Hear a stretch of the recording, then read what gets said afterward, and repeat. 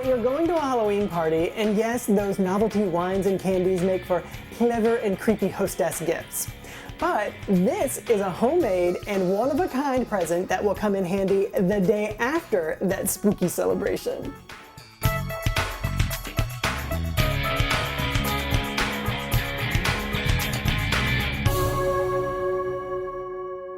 Traditionally, a smudge stick is used to cleanse a home of evil spirits.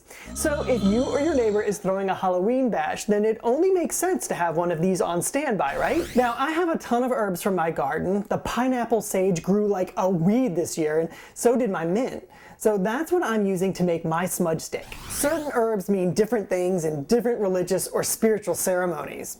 Sage is pretty traditional. Its smoke is used to cleanse, bless, or heal a person or home. But if you're just going for the pure fun factor of it all, use any herb you want. Smudge sticks are a cinch to make. I cut my herbs to about 6 inches in length, and I like to gather enough so that it's a little thicker than a cigar. Your smudge stick will shrink once it dries. Bunch everything together tightly, then bind it up with some cotton string. Nothing synthetic. You can do a fancy design with your knots, or do what I do and simply do whatever it takes to keep it together. So you don't have any freshly cut herbs from your garden? Don't sweat it, just pick some up at the grocery store. Pretty much all markets now sell fresh herbs in the produce section all year long.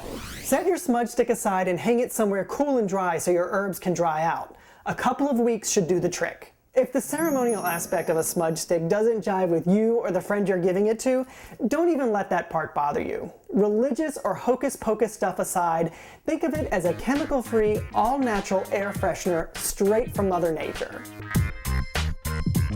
Just give it a light and let the fragrant smoke fill your house with good smells and good vibrations.